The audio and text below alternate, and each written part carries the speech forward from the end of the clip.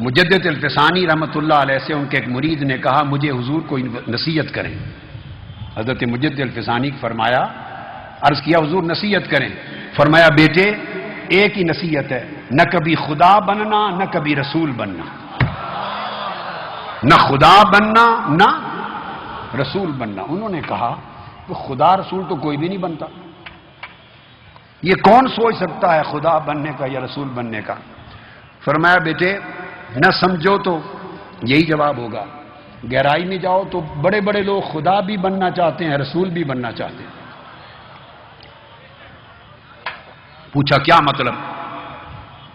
آپ نے فرمایا میرے بیٹے یہ شان صرف خدا کی ہے کہ جو چاہتا ہے وہی ہوتا ہے. یہ شان صرف خدا کی ہے کہ جو چاہے وہی ہو. فعال لما یرید، جو چاہے وہی ہو. کبھی ایسی آرزو نہ رکھنا کہ جو میں چاہوں وہی ہو، جو میں چاہوں وہی ہو. کبھی آپ کی منشا کے مطابق ہوگا، کبھی منشا کے مطابق نہیں ہوگا. آپ کی مرضی کے مطابق ہو جائے تو شکر کر دینا، آپ کی مرضی کے خلاف ہو جائے تو صبر کر لینا. یہ نہ آرزو کرنا کہ جو میں چاہوں وہی ہو. یہ شان صرف اللہ کی ہے.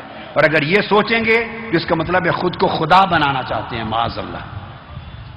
اس نے پوچھا تو رسول کیسے بنانے کی بات ہوئی؟ فرمایا یہ شان صرف رسول کی ہے، جو ان سے اختلاف کرے وہ کافر ہے. جو ان کی بات کو رد کرے، بولیے، جو رسول کی بات کو رد کرے وہ کافر ہے. یہ شان صرف ایک ہستی کی ہے روئے زمین کی، اور یہ شان اور نہ کسی عالم کی ہے، نہ کسی پیر کی ہے، نہ کسی مفتی کی ہے. جو رسول کی بات کو رد کرے کافر. اور اگر تمہیں ایک ہی مثال دیتا ہوں، ام المومنین حضرت عائشہ صدیقہ سمیت ان کا اور عبداللہ ابن عباس اور صحابہ کا اس مسئلے پر بھی اختلاف تھا کہ حضور علیہ السلام نے آنکھوں سے اللہ کو دیکھا ہے یا نہیں دیکھا. کئی لوگ منکر تھے، وہ کہتے تھے کہ اللہ رؤیت باری تعالیٰ نہیں ممکن، نہیں اللہ کو آنکھوں سے نہیں دیکھا معراج کی شب. اور کئی صحابہ قائل تھے کہ آنکھوں سے دیکھا، ایک نہیں 2 بار دیکھا ہے. اب ہمارا عقیدہ کہ آقا علیہ السلام نے دل کی آنکھوں سے بھی دیکھا ہے، سر کی آنکھوں سے بھی دیکھا ہے. ہمارا عقیدہ یہ ہے. مگر صحابہ کرام میں ایسے ہیں جو حضرت عائشہ صدیقہ سمیت رضی اللہ جو اس کو نہیں مانتے تھے. تو بولیے کس کو نکالیں گے، کس کو داخل کریں گے؟ آپ بخاری شریف کو دیکھ لیجئے، مسلم شریف کو دیکھ لیجئے، ترمذی شریف کو دیکھ لیجئے. میں نے ایک مثال دے کے آپ کو بہت بڑی بات سمجھا دی. اتنے بڑے مسئلے تک اختلاف ہوتا تھا کہ رؤیت باری تعالیٰ ہوئی یا بولیے نہ ہوئی. وہ بھی صحابی اور وہ بھی صحابی. یہ آقا اسلام نے کلچر دیا تھا، آقا اسلام نے کلچر دیا تھا. بہت سے صحابہ میں پھر اختلاف تھے، ان کی روایات اسی وجہ سے تو الگ مذاہب بنے. بھئی موزوں پر مسح ہر کوئی مانتا تھا. بعض صحابہ جرابوں پر مسح کرتے تھے، بعض نہیں کرتے تھے. تو کسی نے سنیت سے خارج کر دیا. پھر مذاہب میں اس پر قول بنے. نماز حضر میں، بیماری میں، بارش ہو تو جمع کرنی ہے ظہر عصر کی اور مغرب عشاء کی یا نہیں کرنی. کئی صحابہ مانتے تھے جمع کرنے کو، کئی نہیں مانتے تھے. اس پر مذاہب بنے. تو بولیے نکال دیا انہوں نے کسی نے اہل سنت سے یا صحابہ سے؟ امام اعظم کا ایک مذہب بنا. خود امام اعظم کے اپنے شاگرد کئی مسائل میں امام ابو یوسف اور امام محمد بن حسن شیبانی امام اعظم سے اختلاف کرتے. تو نکال دیں گے حنفیت سے. کئی مسائل پہ اتفاق، کئیوں پر اختلاف. امام ابو یوسف امام مالک کے شاگرد ہیں خود، اور امام مالک سے اختلاف کیا کئی مسائل میں تو انہوں نے نکال دیا. امام احمد بن حنبل امام شافعی کے شاگرد ہیں، اور امام شافعی امام مالک کے شاگرد ہیں. امام ابو یوسف نہیں، امام شافعی امام مالک کے شاگرد ہیں. الگ مذہب بنایا، امام مالک کے طریق پہ نہیں چلے تو کیا نکال دیا جائے ان کو؟ امام احمد بن حنبل امام شافعی کے شاگرد ہیں. اختلاف کیا مذہبی نیا بنا دیا، اتنا اختلاف علمی تھا تو کیا نکال دیا جائے کسی کو؟ اسی طرح 4 مذاہب ہو گئے، آپس میں اختلاف ہیں مگر ہم چاروں کو حق مانتے ہیں. یہ ہے کلچر اسلام کا. یہ ہے وسعت اسلام کی. مذاہب چار الگ الگ ہیں، ہم چاروں کو حق مانتے ہیں. ایک رفع یدین کر کے نماز پڑھ رہا ہے، ایک نہیں کر رہا. ایک آمین اونچی کہہ رہا ہے، ایک مذہب کا ہم نہیں کہہ رہے. ایک امام کے پیچھے سورہ فاتحہ اور قرات کو پڑھ رہا ہے اور ایک نہیں پڑھ رہا. مگر فتویٰ کیا ہے؟ چاروں مذاہب حق پر ہیں. اتنی وسعت دی گئی ہے اسلام کے اندر. یہ تعلیم ہے اصل. اس مزاج کو اپنانا ہوگا. اپنے مسلک اور عقیدے کے اندر علمی تحقیق میں اگر کوئی اختلاف ہے آپس میں تو کیا ہوا؟ بنیادی باتوں پہ کنسنٹریٹ کرتے ہیں. اگر بنیادی چیزیں جو میں بیان کر چکا ہماری ایک ہیں تو علمی اختلافات علماء کی شان ہوتی ہے.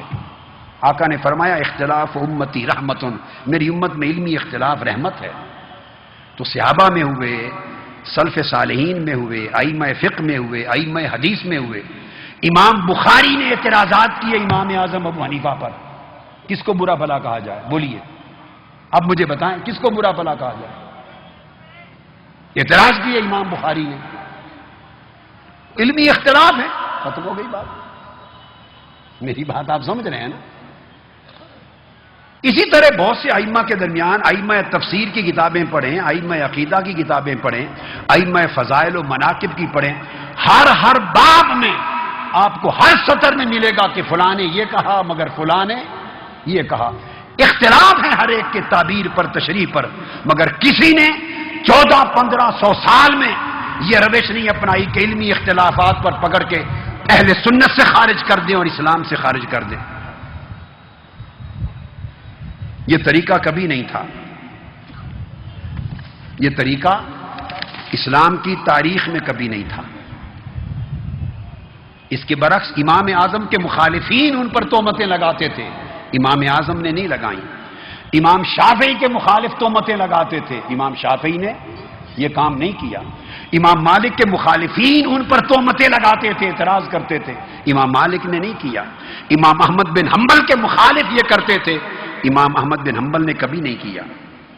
سو اختلاف رائے، آزادی رائے برداشت کرنا، یہی اسلام کا حسن ہے. اسلام کا حسن ہے. ہمیں متشددانہ رویہ، تعصب کا رویہ، تشدد کا رویہ، اجارہ داری کا رویہ ختم کرنا ہوگا. اس سے اہل سنت کو بہت نقصان پہنچ رہا ہے. اور میں آپ کو آخری نصیحت اس بات میں کر کے کہ شان مصطفیٰ کو لے رہا ہوں، اس کے بعد پھر بتاؤں کہ اہل سنت کا عقیدہ ہے کیا، پھر اس پر آتا ہوں. آخری بات سمجھ لیں، دوسروں میں اور ہمارے لوگوں میں فرق ہے. دوسرے عقیدے کے لوگ علماء کو دیکھتے ہیں، اگر 100 میں 10 باتیں بھی ان کی مشترک مل جائیں نا، 5 باتیں بھی مل جائیں تو انہیں اپنا بنا لیتے ہیں، انہیں اپنا قرار دیتے ہیں اور اس طرح اپنی تعداد بڑھاتے چلے جا رہے ہیں. ہمارے لوگوں نے بدقسمتی یہ کر لی ہے کہ 100 میں 99 باتیں ملتی ہوں، 95 باتیں ملتی ہوں، 2-4 ایشوز پر اختلاف ہو، ہم دھکا دے کے اسے سنیت سے خارج کر دیتے ہیں، اسلام سے خارج کر دیتے ہیں. یہ خارج کرتے کرتے ہم سواد اعظم کی بجائے چھوٹا سا فرقہ بنتے چلے جا رہے ہیں، اور دوسرے لوگ مطابقت کی وجہ سے داخل کرتے کرتے جو فرقے تھے وہ جماعت اور سواد اعظم بنتے چلے جا رہے ہیں. میں نے آپ کو بہت بڑی نصیحت کی باتیں کر دیں. دوسرے لوگوں نے وسعت نظری اور اعلی حکمت عملی کے باعث وہ لوگ پھیل رہے ہیں. ہم نے حکمت عملی کے فقدان اور تنگ نظری کے باعث ہم لوگ سکڑتے جا رہے ہیں، سکڑ رہے ہیں.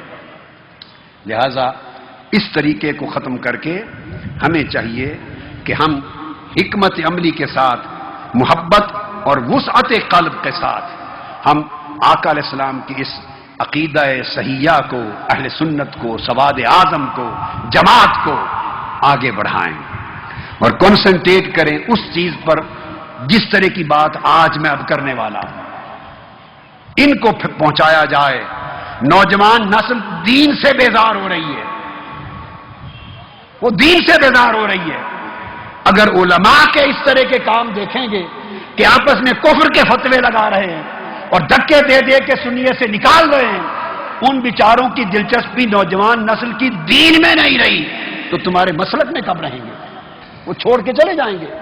وہ کہیں گے ان میں اخلاق بھی نہیں ہے، حکمت عملی بھی نہیں ہے، اعلی ظرفی بھی نہیں ہے، ایک دوسرے کو گالی دیتے ہیں، ایک دوسرے کے خلاف محاذ آرائی کرتے ہیں، نوجوان نسل کہاں رہے گی آپ کے ساتھ؟